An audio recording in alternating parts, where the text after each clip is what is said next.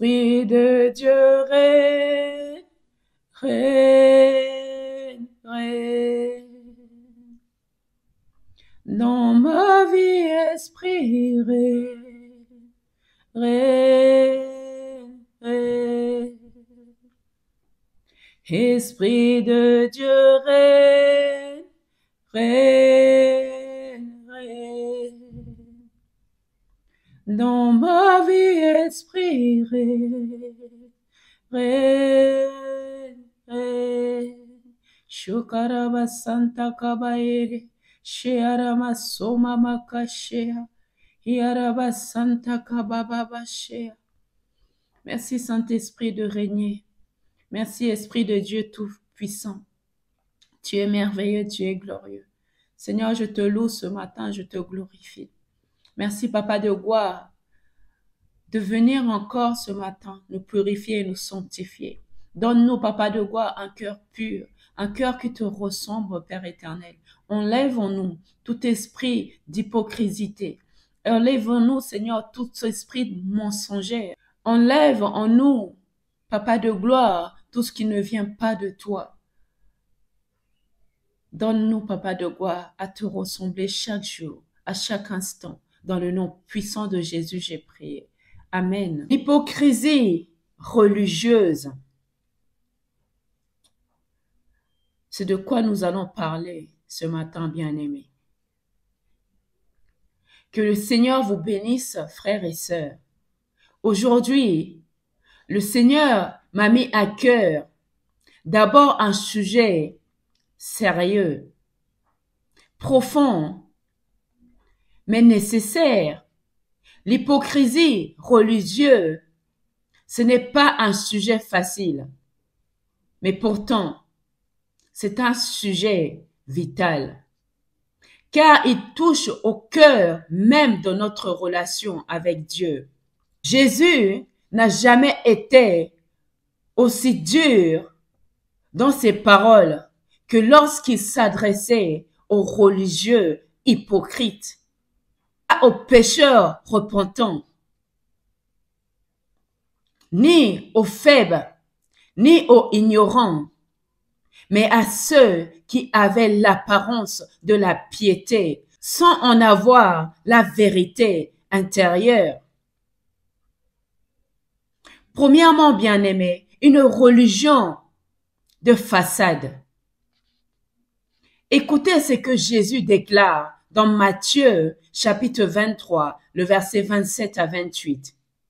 Malheur à vous, scribes et pharisiens hypocrites, parce que vous ressemblez à des sépulcres blanchis qui paraissent beaux au dehors et qui au dedans sont pleines d'ossements, de mort et de toute espèce d'impureté. Frères et sœurs, l'hypocrisie religieuse, c'est ça, une belle apparence.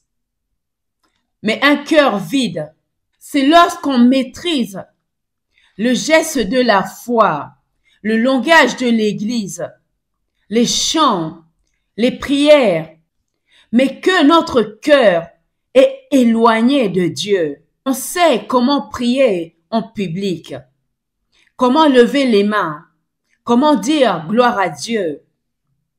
Mais dans le secret, il n'y a ni prière, ni obéissance et ni consécration. Les pharisiens nettoyaient le dehors de la coupe, mais laissaient l'intérieur sale. Ils voulaient paraître justes devant les hommes, mais Dieu voyait leur duplicité. Deuxièmement, Dieu regarde le cœur.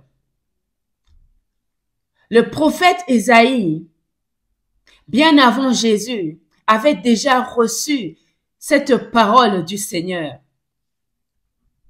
Ce peuple m'honore de lèvres, mais son cœur est éloigné de moi. Ésaïe chapitre 29, le verset 13. Ce n'est pas ce que nous disons qui touche Dieu, mais la manière dont nous vivons. Dieu ne se laisse pas impressionner par les mots, par les décorums, par les rituels. Il regarde au cœur, le vrai cœur. Il désire la sincérité, pas les spectacles. Il veut une relation, pas une religion vide. Frères et sœurs, posons-nous cette question. Est-ce que mon cœur est proche de Dieu ou est-ce que je joue un rôle religieux?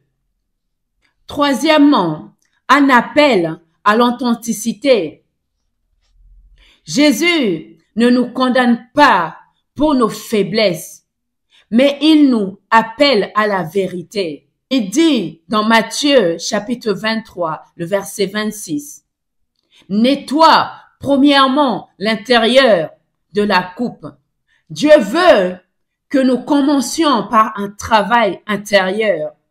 Le cœur, les pensées, les intentions. Quand le cœur est purifié, l'intérieur finit toujours par le refléter. Car si on se contente de l'extérieur, on ne trompe que les hommes. Jamais Dieu, bien-aimé. Il est temps d'enlever le masque, de sortir d'une foi de façade, de revenir à une marche sincère dans la lumière. Il vaut mieux tomber en vérité que se tenir debout dans le mensonge.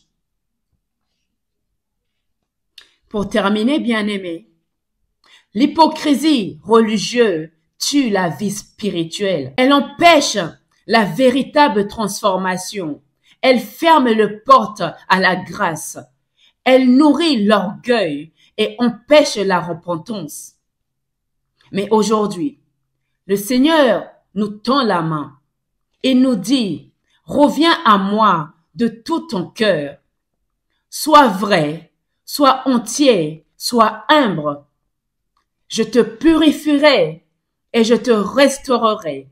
Je ferai de toi un vase d'honneur. Frères et sœurs, si tu sens que ton intérieur ne correspond pas à ton apparence, ne fuis pas ce message. Ce n'est pas une condamnation. C'est un appel à la vie. Dieu t'aime trop, bien-aimé, pour te laisser vivre dans le mensonge spirituel. Aujourd'hui, choisis la vérité, choisis l'authenticité, choisis de marcher sincèrement avec Dieu. Prions, bien-aimés. Seigneur, je reviens devant toi, tel que je suis. Je te demande pardon pour les fois où je jouais un rôle, où j'ai mis un masque. Purifie-moi de l'intérieur. Délivre-moi de l'hypocrisie, du regard des hommes, de la fausse sainteté. Remplis-moi de ton esprit.